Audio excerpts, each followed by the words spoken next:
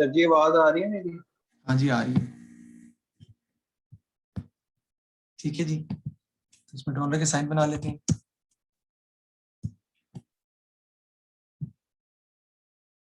सबसे पहले यहाँ पे क्या आ जाती है, सेल्स।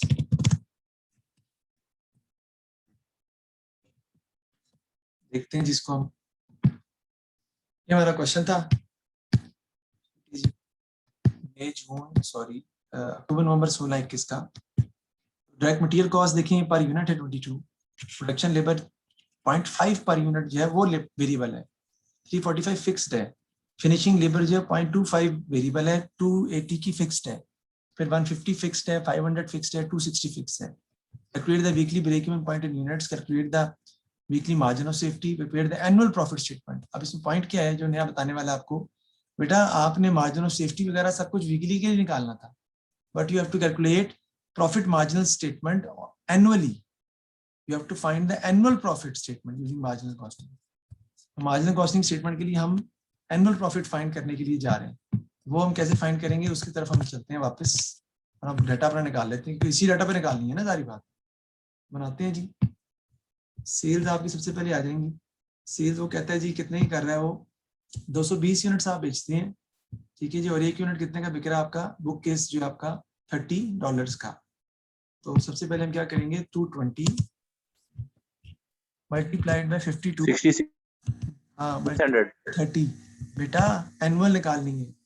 220 आते हैं वीक में, तो साल में आप बनाएंगे 52 से मल्टीप्लाई करके 11,440 इंटू 30 करेंगे तो आपकी आएगी 343,200 which is your sales figure. यही तो पॉइंट है सवाल में, तभी तो मैं खुद करा रहा हूँ। दोबारा बताइएगा। जी मैं दोबारा बताता हूँ। क्वेश्चन में कहा है, अगर आप क्वेश्चन आपके सामने हो तो वो कहता है कि आपने एनुअल प्रॉफिट स्टेटमेंट बनानी है। प्रॉफिट स्टेटमेंट जो बनानी है आपने, प्रॉफिट जो फाइंड करना है, एनुअल प्रॉफिट स्टेटमेंट बनानी है, साल की। डाटा जो हमें दिया हुआ है वो बेटा बुक वीक का दिया है, ये देखिए, contracted to produce 220 book cases for the customer each week at a contract price 30 per book case। तो जो पर यूनिट सेलिंग प्राइस है वो तो 30 ही है, लेकिन भाई बुक केसेस एक वीक में 220 है ना, साल में तो 220 multiplied by 52, because 52 weeks are there in a year. Multiply करेंगे तो टोटल आपके पास आ जाएगी, सेल्स की अमाउंट आ जाएगी आपके पास।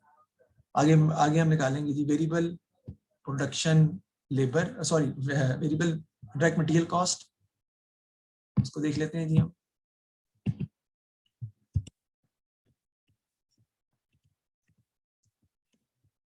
डायरेक्ट मटेरियल कॉस्ट कितनी है जी, उसने क्वेश्चन में बताया है, वो हमारी है 22। तो क्या करेंगे, दोबारा same issue will come in front of you, 220 multiplied by 52 and multiply by 22 which is the per unit of a single book case। तो आपको 220 into 52 into 22 करना पड़ेगा, तो आपका आ जाएगा 2,51,000 जी, आ जाएगा आपका 251,680 आपकी डायरेक्ट मटेरियल कॉस्ट आ जाएगी। बेटा 52 से मल्टीप्लाई करना पड़ेगा क्योंकि आपने साल की एनुअल निकालिए statement, that is the problem. आगे वेरिएबल प्रोडक्शन लेबर निकालनी है आपने जी, वो हम देख लेते हैं। जब बना रहे हैं, ये लिख देता हूँ मैं यहाँ पे, एनुअल है, annual marginal cost statement. Variable production labour कितनी है, बोनस 0.5 पर यूनिट है, तो लिख लेते हैं जी, बोनस 0.5 पर यूनिट है, तो फिर वही बात 220 multiply by 52 and multiplied by 0.5 कितना आता है जी, 5,700 5,700, गलत ना करें, 720। ओके। नेक्स्ट आता है जी आपका वेरिएबल फिनिशिंग लेबर, बोनस ही है असल में,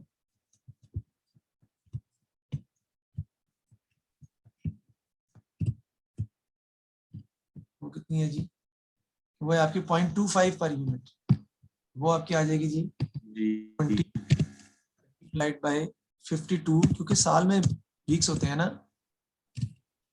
एंड मल्टीप्लाइड बाय 0.25 आ जाएगा जी 2 जी 2860 2860। और देखते हैं जी और कोई वेरिएबल एक्सपेंस इसमें नजर आ रहा है हमें? मेरे ख्याल में और कोई वेरिएबल एक्सपेंस है ही नहीं, तो बस इसका टोटल कर देंगे, ये माइनस कर देंगे तो आपके पास जो है वो कंट्रीब्यूशन आ जाएगा। एक बच्चे ने फिर सवाल किया, इसका जवाब मैं दे सकता हूँ। सर आप पर यूनिट में कंट्रीब्यूशन निकाल लें फिर मल्टीप्लाई कर दें। उसने मार्जिनल कॉस्ट स्टेटमेंट बनाने को कहा है। जब वो स्टेटमेंट बनाने को कहता है तो बेटा आपको पूरा पूरा निकालना है, ये नहीं है कि आप सिंपल बना लेंगे, आपको पूरा पूरा ही कैलकुलेट कर कंप्लीट बनानी है।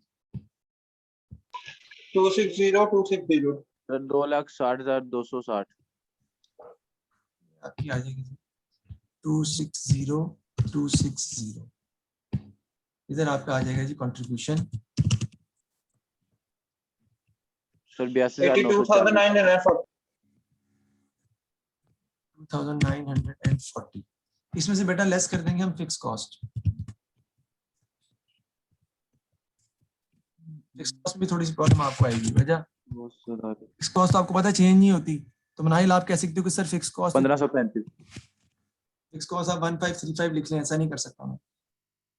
मुझे फिक्स कॉस्ट का टोटल करना है पहले और मुझे उसको फिर अच्छा लेदर सबके लिखनी है।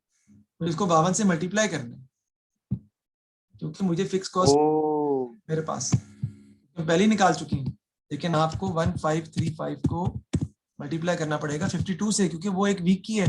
52 से करेंगे तो पूरे साल की, 79,000 तो फिर आपका प्रॉफिट आएगा, तो माइनस कर देंगे तो आपका प्रॉफिट 79,820 79,820 हाँ जी 7820 है। जी सर। एक बच्चे ने कहा कि सर ये आप फिक्स कॉस्ट अलग अलग लिखें, सारी अलग अलग भी लिख सकते हैं, लेकिन जब मैं ऑलरेडी फिक्स कॉस्ट आपको पता चेंज नहीं होती है, और जब मैं ऑलरेडी ब्रेक इवन के अंदर जो है वो मतलब लिख चुका हूँ, निकाल चुका हूँ पिछले पार्ट के अंदर, तो मैं इकट्ठी भी लिख सकता हूँ 820 लेकिन 52 से मल्टीप्लाई आपको करना पड़ेगा भाई हर हाल में। वो क्यों सर? 3120 क्योंकि बेटा साल का प्रॉफिट निकालना है, मसला ये है साल का प्रॉफिट निकालना है, यही इस क्वेश्चन में मसला है असल।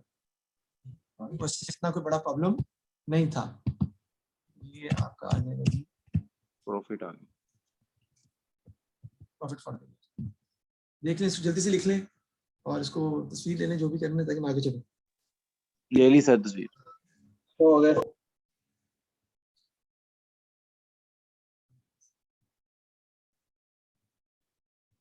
सर ठहर के ग्रुप में भी भेज दूंगा। जी आगे चलते हैं। नेक्स्ट देखें, ब्रेक इवन था 2 नंबर का, मार्जिन ऑफ सेफ्टी निकाला, एनुअल स्टेटमेंट 4 नंबर की थी, हमने मिल गया नंबर। नेक्स्ट कहता है जी एडिशन इन्फॉर्मेशन, ये भी 4 नंबर का पार्ट है। The director of Costco Limited are concerned about the future prospects of the company. Employees have spare capacity and the machinery is not being fully utilized.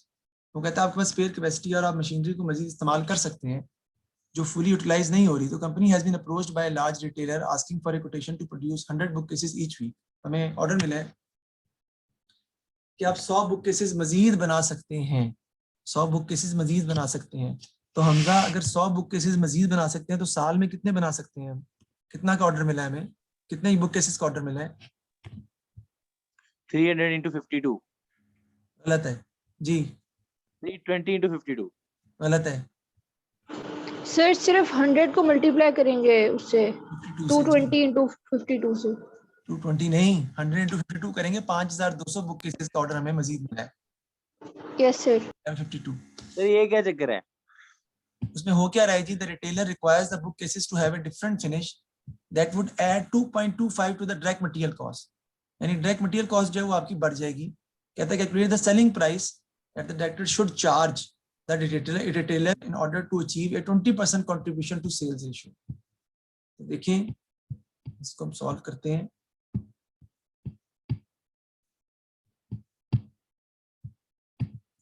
Contribution to sales ratio जो हमारी होगी ना, वो कहता है जी कि वो हमारी 20% है। ठीक है, अब आपको ये पता है सेल्स जो है ना वो बराबर होती है cost plus contribution, plus contribution.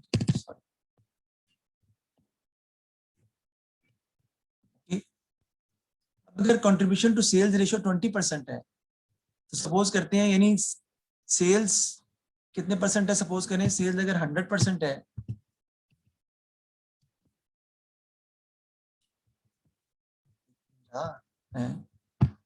क्या हुआ है, सेल्स अगर 100% है, वेरिएबल कॉस्ट कितने परसेंट है, 80%, कंट्रीब्यूशन जो है वो कितने परसेंट है, 20%। ये बात समझ आई है? उसने कहा भाई कंट्रीब्यूशन टू सेल्स रेशियो 20% है, यानी कंट्रीब्यूशन टू सेल्स रेशियो 20% का मतलब है कंट्रीब्यूशन इज 20% ऑफ सेल्स। अगर कंट्रीब्यूशन 20% है सेल्स का तो वेरिएबल कॉस्ट कितने परसेंट होगी, 80% होगी ना यार, क्योंकि सेल्स तो होती बराबर वेरिएबल कॉस्ट प्लस कंट्रीब्यूशन की। तो अगर सेल्स 100% है तो सेल्स में दो चीजें शामिल होती हैं, वेरिएबल कॉस्ट और कंट्रीब्यूशन। तो variable cost plus contribution is equal to sales. तो वेरिएबल कॉस्ट हम निकाल लेते हैं कि वो हमारी कितनी बनती है या कितनी कैलकुलेट हमने करनी है।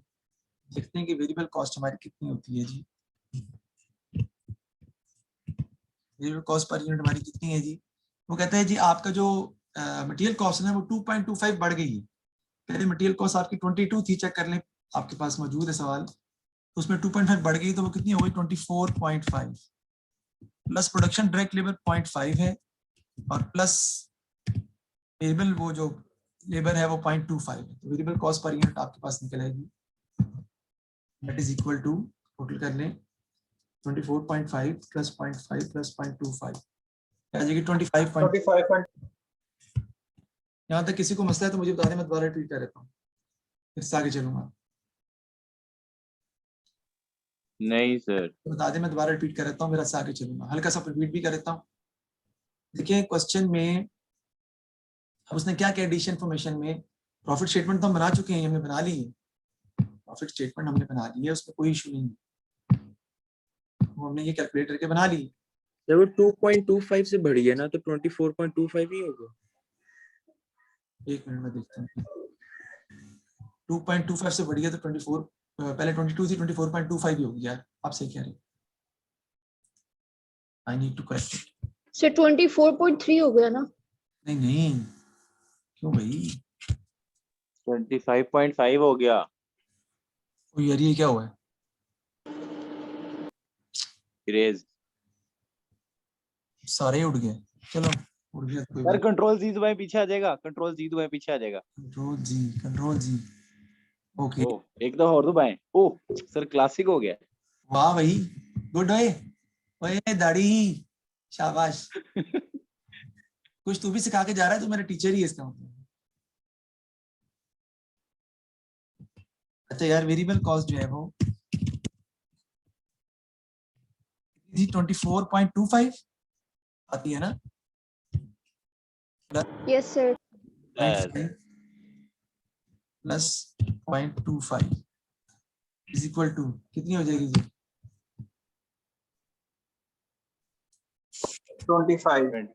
25 पूरी पूरी। ठीक है, 25 इतना ही नजर आ रहा है, ठीक है ना? जी सर सही है। देखिए अब क्या है जी, वेरिएबल कॉस्ट जो है वो 25 है, ये हमें पता है, और this 25 variable cost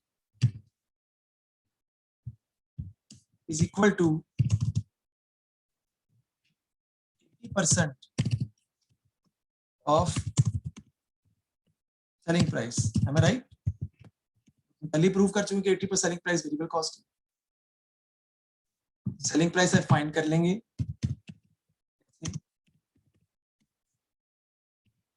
25 divided by 0.8, यानी 80% 0.8 होता है ना, तो आपके पास सेलिंग प्राइस आ जाएगी 31.25। सर ये 25 माइनस 80% का क्या है ये? सर मुझे समझ नहीं आई है। बेटा उसने क्वेश्चन में ये कहा है, पहले तो बात ये है कि आपकी वेरिएबल कॉस्ट 2.25 से बढ़ गई है, वेरिएबल कॉस्ट 22 थी, 22 में 2.25 आप ऐड कर देंगे तो आपके पास 24.25 आपकी वेरिएबल कॉस्ट मटेरियल कॉस्ट आ गई। उसके बाद वेरिएबल कॉस्ट आपकी 0.5 और है और 0.25 और है, वो मैंने ऐड कर दी तो टोटल वेरिएबल आती है 25 पर यूनिट। ये वेरिएबल कॉस्ट पर यूनिट आ गई।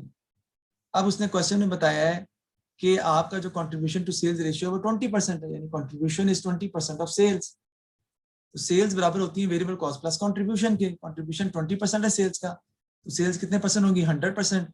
इसका 20% कंट्रीब्यूशन होगा तो वेरिएबल कॉस्ट कितने परसेंट होगी? 80%। वेरिएबल कॉस्ट पर यूनिट मैंने फाइंड कर ली है, that is 25। So 25 is equal to 80% of the selling price. 25 जो है वो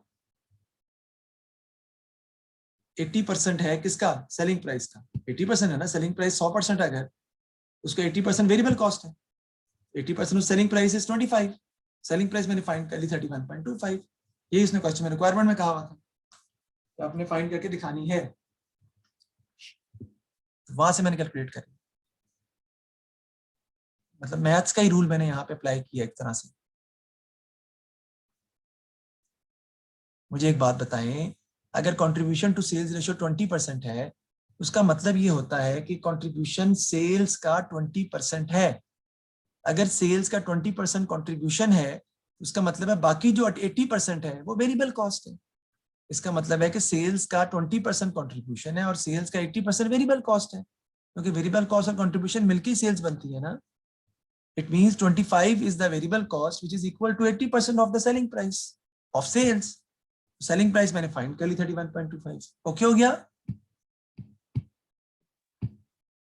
सर ये आपने इक्वेशन वाले फॉर्मूले से सॉल्व किया है ना? क्वेश्चन क्या, ये मैथ के जो तरीकेकार होता है, जो नॉर्मल वे होता है, उस तरीके से किया है, नॉर्मल वे से।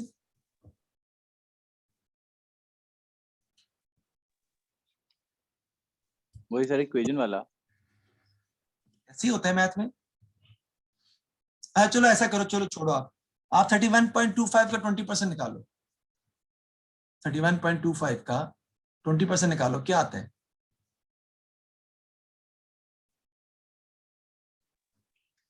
6.25। उसमें 25 ऐड कर दो, वही बन जाएगा, चेक कर लो। उसमें 25 ऐड कर दो वेरिएबल कॉस्ट, तो वही अमाउंट आ जाएगी।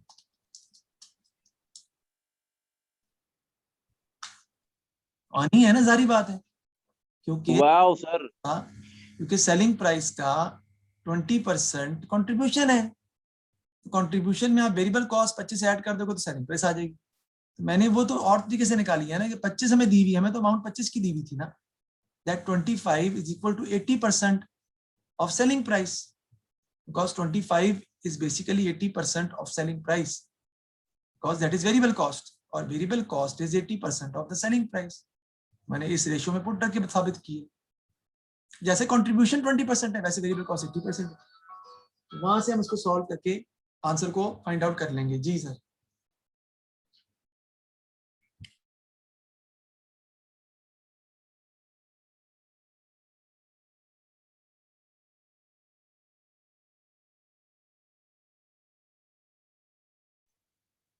डन हो गया सर।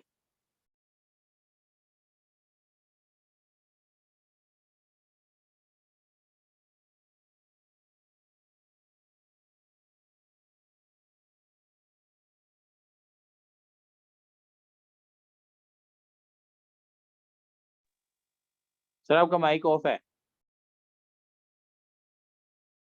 सॉरी जी, ओके जी, आगे चल रहे हैं हम। इसको मिटाने लगा मैं, मिटा दूं? समझ आ गई है? उड़ा दें सर? जी जी सर, जी जी। किसी को मसला है तो पूछ लें, मैं दोबारा बता देता हूँ। सर ये मुश्किल है सवाल उठा है सर, ये मुश्किल है। बेटा मैं मार्जिनल कॉस्टिंग का एक एक सवाल खुद करवा रहा हूँ। मैं मार्जिनल कॉस्टिंग का एक एक सवाल पकड़ के अलग अलग करके उसे करवा रहा हूँ। क्यों? क्योंकि हर सवाल दूसरे से डिफिकल्ट है, दूसरे से अलग है, और डेफिनेटली टॉपिक डिफिकल्ट है। मार्जिनल कॉस्टिंग नॉर्मली स्कूल्स के अंदर टीचर्स एक हफ्ते में करवा देते हैं, ताकि जान छूट जाए। मुश्किल टॉपिक है, करवाना बड़ा मुश्किल है, गलतियां हो जाती हैं करते करते, सॉल्व करते करते टीचर्स। तो मैं तो उसको इसलिए करवा रहा हूँ ताकि आपको प्रिपेयर कर दूं for the worst. I am basically preparing you for the worst, you may से लाइक दैट, ताकि जितना मर्जी मुश्किल सवाल पेपर में आ जाए आप हैंडल कर सको। लेकिन सवाल में ए लेवल्स के बाहर से कुछ नहीं करा रहा, करवा सब कुछ रहा हूँ ए लेवल्स में से। वो ए लेवल्स के कोर्स में सवाल आए हुए वही कर रहे हैं। आगे नेक्स्ट पार्ट देखिए, खत्म नहीं हुआ सवाल अभी। Having considered the situation, the directors have decided to quote a price of 29 per book case to the retailer. जो 100 बुक केस हम बेच रहे हैं एक्स्ट्रा, उस पर हमने प्राइस कितनी रखी है? 29. The additional work will involve employing one additional member of staff at a weekly salary of 140. एक स्टाफ मेंबर हमारा और बढ़ाना पड़ेगा हमें, और उसको हम 140 वीकली सैलरी मजीद पे कर रहे हैं, फिक्स कॉस्ट आपकी 140 इंटू 52 से बढ़ जाएगी. The contract with Zendo to produce 220 book cases per week would still be maintained at the price of $30 per unit. जो पुरानी $30 per unit की प्राइस है वो अभी भी मेंटेन कर रहे हैं, वो अभी भी आप पे करेंगे. प्रॉफिट स्टेटमेंट कहता है बनानी, show the total annual contribution and total annual profit कहता है फाइंड करके दिखाएं. हम इसको बनाते हैं और जो है वो सॉल्व करते हैं.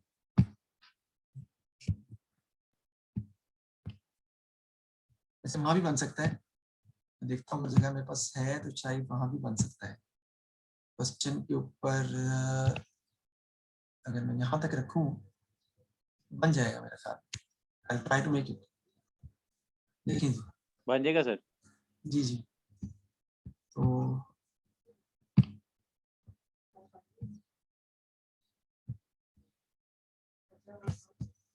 सबसे पहले लिखते हमारी क्या आती है? सेल्स.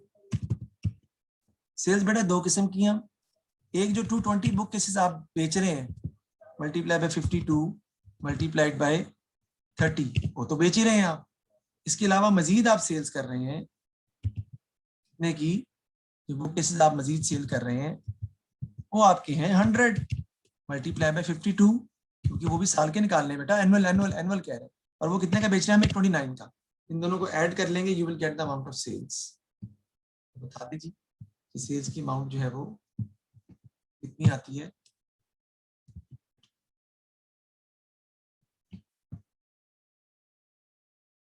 सर 4,94,000. 4,94,000. समझ नहीं आई बेटा? वो कह रहा है टोटल बताएं, पिछला वाला प्रॉफिट भी और इस वाला जो नया प्रॉफिट जो नया आप बना रहे हैं उसका प्रॉफिट मिला के बताएं. 100 बुक केसेस मजीद सेल कर रहे हैं, वो मिला के आपने प्रॉफिट बताना है, कंट्रीब्यूशन भी बताना है. तो आपको सारे जो है वो सॉल्व करना पड़ेगा दोबारा से, लेकिन पिछले वाले को भी साथ लेके चलना पड़ेगा. 220 बुक केसेस पीछे थे, इसमें से लेस कर देंगे वेरिएबल कॉस्ट, वो अब साथ आपकी आ जाएगी. उसमें सबसे पहले आपकी क्या आती है जी? आपको डायरेक्ट मटेरियल कॉस्ट जो है वो अलग अलग लेने की जरूरत नहीं है, क्योंकि वेरिएबल कॉस्ट जो है वो आपकी चेंज हुई है ना. 220 हो गई है. देखें 220 बुक केसेस पर जो आपकी वेरिएबल कॉस्ट टोटल थी पर यूनिट, वो कितनी थी? मैं आपको कैलकुलेट करके बताता हूँ. पीछे निकाली हुई, बताएं कितनी है? 22 प्लस 0.5 प्लस 0.25, वो थी 22.75. तो वो करेंगे इंटू 52 इंटू 22.75. एक बच्चे ने सवाल किया सर अलग अलग भी तो कर सकते हैं. बिल्कुल कर सकते हैं, अलग अलग कर सकते हैं, कोई प्रॉब्लम नहीं. ये इसकी आ जाएगी अमाउंट. और जो 100 आप बना रहे हैं 100 इंटू 52, क्योंकि साल की निकालनी है ना, 52 से घबराना नहीं है.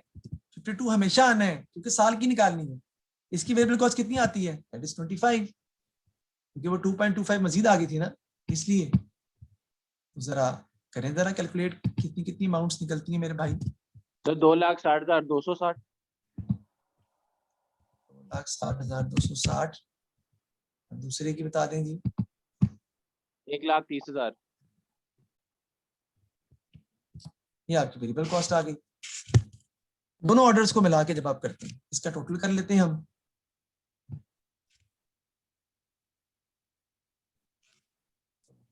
कैलकुलेट कर लेते हैं जी.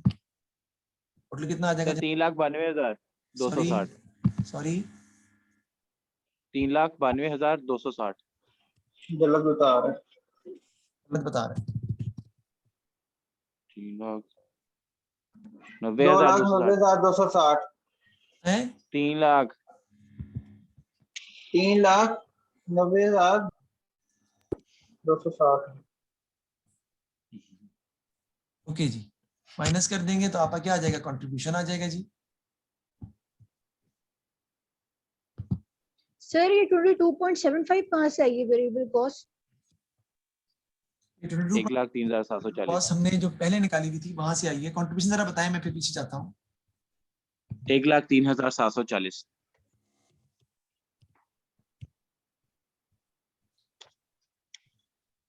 ये देखें जी, हमने सवाल जब स्टार्ट किया था तो हम 220 बुक केसेस हम कर रहे थे। चलो उसको छोड़ दें, यहाँ से दिखा देता हूँ। ये देखो, ये देखिए 22 material cost per unit, real production cost 0.5 plus 0.25, 22.75 ही आती है। हमने 75 ली है ना? हाँ सही है, वही तो। जी सर। 220 बुक केसेस पे, और 100 बुक केसेस जो नए आप बेच रहे हैं उस पर वो बढ़ गई है। बढ़ क्योंकि ये वो 2.25 ज्यादा मटेरियल कॉस्ट इंक्रीज कर गई है तो वो 25 हो गई। अच्छा, अब आपका सवाल सर अलग अलग ही कर लें उसको, तो कर लें अलग अलग, अलग अलग से भी यही आंसर आना है। अलग अलग भी कर सकते हैं, कोई बुरी बात नहीं।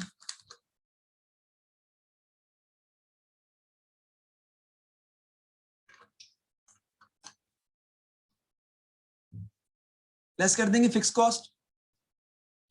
फिक्स कॉस्ट कितनी है जी, पहले वो हम निकालते हैं जी।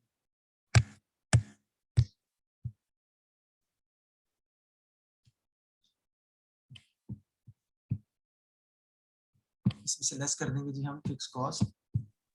सर 140 ऐड हुई है फिक्स कॉस्ट। बाद में करेंगे। फिक्स कॉस्ट आपकी एक प्लस है जो आप पुराने ऑर्डर पे आपकी आ रही है 1535 इंटू 52। फिर सवाल ना पूछना है कहाँ से है, ये देखो मैं भी दिखा देता हूँ। ये 220 बुक केसेस जब आपने बेचे थे ना, 1535 इंटू 52, तो ये 79820 की फिक्स कॉस्ट आती है जो आपको पे करनी है। वो 23,000। और फिक्स कॉस्ट एक और आएगी जो उसने क्या बढ़ गई है 140, वीकली सैलरी बढ़ गई है एक बंदे की, उसको भी आपको काउंट फॉर करना है। वो नए बुक केसेस की वजह से वो आपकी आ जाएगी जी 140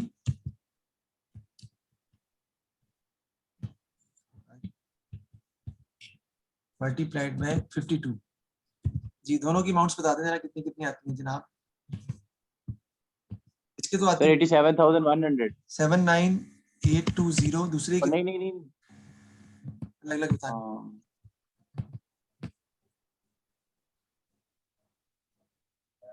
7280। 7280 दोनों को ऐड कर दें। 7280। सर पिछली वाली क्या थी? 79820। 820 सर सर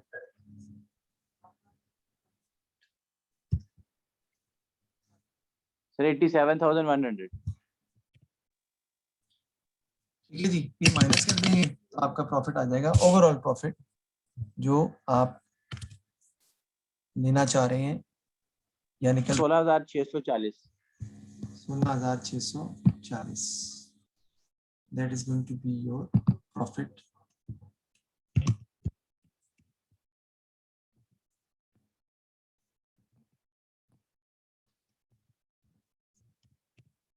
देखिए इसमें मसला है तो मुझे बता दें, समझ आ गई आपको? अब क्वेश्चन कंप्लीट हुआ है जी सर, पर डिफरेंट तो क्वेश्चन, इसमें मेरा व्हाट्सएप पे मैसेज पढ़ लीजिएगा फिर। ये डिफरेंट मैसेज डिफरेंट ही आएंगे, ये क्वेश्चंस डिफरेंट ही आएंगे, डिफरेंट आने हैं।